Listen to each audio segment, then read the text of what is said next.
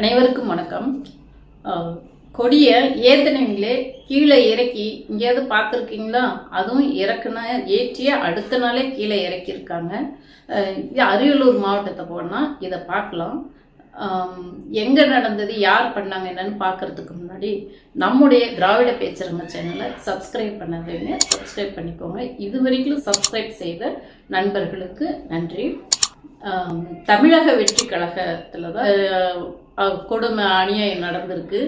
ஏன்னாக்க அந்த தமிழக வெற்றி கழகத்தோட மகளிர் அணியை சேர்ந்த பிரியதர்ஷினி அவர்கள் ஒன்றியத்தில் ஏறக்குறைய 10க்கும் மேற்பட்ட இடங்களில் கொடியேற்றிட்டு வந்திருக்காங்க. அப்படி ஒரு மகளிர் கொடியேற்றி கட்சி பணியை செய்கிறாங்க, வீட்டை விட்டு வெளியே வராங்க என்றாலே அது பெரிய விஷயம். அதுலேயும் தமிழக வெற்றி கழகத்தில் அந்த மகளிர் புது கட்சி தொடங்கியிருக்காங்க. ரொம்ப ஆர்வமாக செஞ்சிட்ருக்காங்க போல.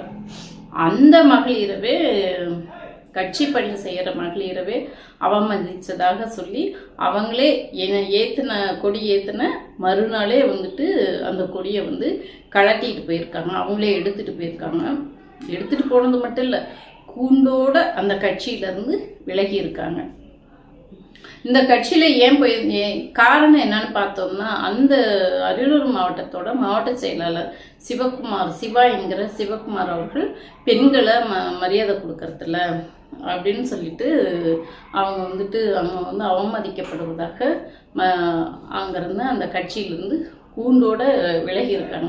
2 மாதத்துக்கு முன்னாடி தான் கட்சியே துவங்கப்பட்டது. கட்சி துவங்கினா அதே வேகத்தில் அந்த கட்சியில் இருக்கிற மகளிர்களும் கூண்டோட விலகக்கூடிய சூழ்நிலை தான் இருந்துட்டு இருக்கு. இதில் வேற விஜய் கட்சியோட தலைவர் விஜய் அவர்கள் நாங்கள் 2026 முதல்வராகவும் ஆட்சி எப்படி பண்ணிட்டு சவால் விட்டுட்டு இருக்காரு.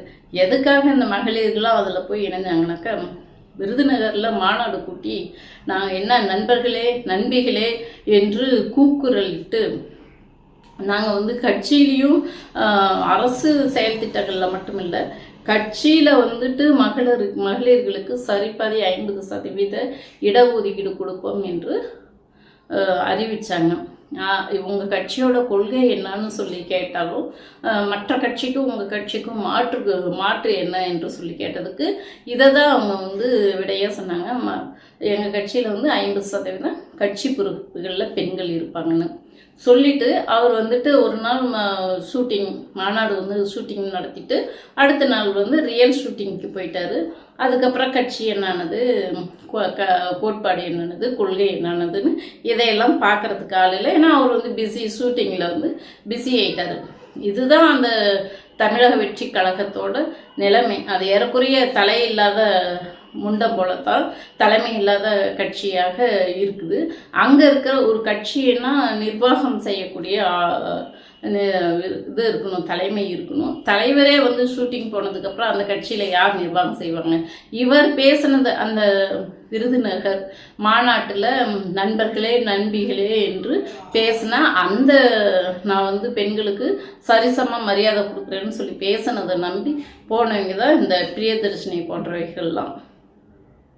அவங்க சொந்த பெண்கள் அரசியலுக்கு வரத்து பெருசு. அதில் தங்களுடைய சொந்த கை காசை போட்டு அவங்க செலவு செய்து பல்வேறு இடங்களில் கட்சி கொடி கம்பம் நட்டு கொடியேற்றுற அந்த பெண்களவே மதிக்கலைனாக்கா, உங்கள் சொந்த கட்சிக்கார பெண்களையே நீங்கள் மதிக்கலைன்னா நீங்கள் யாருக்கு என்ன மரியாதை கொடுத்துற போகிறீங்க? என்ன இதில் நீங்கள் கட்சியில் 50% இடஒதுக்கீடு கொடுத்து மட்டும் என்ன நடந்துற போகுது?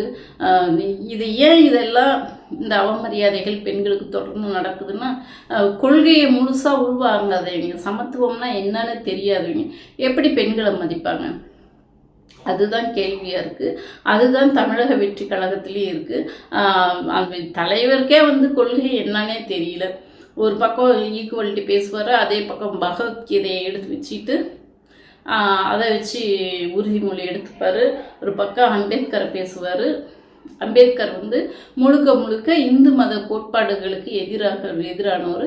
மனுஸ்மிருதியை வந்து அவர் வந்து பகவத்கீதை மனுஸ்மிருதியை வந்து அவர் எரிச்சவர். ஆனால் அப்படியே இப்போ அம்பேத்கரை பேசிக்கிட்டே பகவத்கீதையை வந்து உறுதிமொழியாக வச்சு கொண்டாடுறாரு. அப்போ கொள்கை என்னன்னு ஒரு கட்சியோட தலைவருக்கே தெரியலன்னா அவங்களோட தொண்டர்களுக்கு எப்படி சமத்துவம்னா என்ன தெரியும், பெண்களை எப்படி மதிக்கணும் என்ன தெரியும். 2 மாதத்துலேயே அந்த கட்சியில் சேர்ந்தவங்க எவ்வளோ வேகமாக சேர்ந்தாங்களோ அவ்வளோ வேகமாக அந்த கட்சியிலேருந்து விலகி வராங்கன்னும் போது எனக்கு இதுதான் இந்த பழமொழி தான் நினைவு கூறுது. சிறுபிள்ளை இட்ட வெல்லாமே வீடு வந்து சேராது என்ற இந்த பழமொழி தான் நினைவு வருது. பார்ப்போம் இன்னும் என்னென்ன கூத்துக்கெல்லாம் துவக்கப்பட்ட கட்சிகளில் நடக்குது என்று பார்ப்போம். முதல்ல ஒரு ஷூட்டிங் நடத்திட்டு போயிட்டாரு விஜய். அடுத்தது ஒரு ஷூட்டிங் வந்தார், புத்தக வெளியீட்டு விழான்னு அந்த ஷூட்டிங் நடத்திட்டு போனார். அவர் வந்துட்டு போனதுலேருந்து இன்னும் சர்ச்சையாகவே இருக்குது. அவருக்கு என்ன பேசணும் ஏது பேசணும்னு தெரியாமல், ஒரு அரசியல் புரிதல் இல்லாமல் சிறுபிள்ளைத்தனமாக அவரும் பேசிகிட்டு இருக்காரு. அவரை கட்சியில் இருக்கிற நிர்வாகிகளும் ஒரு கட்சின்னா என்ன, எப்படி செயல்படணும் என்ன என்ற ஒரு புரிதல் இல்லாமல் செயல்பட்டு இருக்கிறதுனால தான் இது சிறுபிள்ளை விட்ட வெள்ளாண்மையாக இருக்கிறது. இந்த காணொலியை பார்க்குறீங்க, உங்களுடைய கருத்துக்களை பதிவு செய்து சப்ஸ்கிரைப் செய்து ஆதரவு கொடுக்குமாறு அன்போடு கேட்டுக்கொள்கிறேன். நன்றி, வணக்கம்.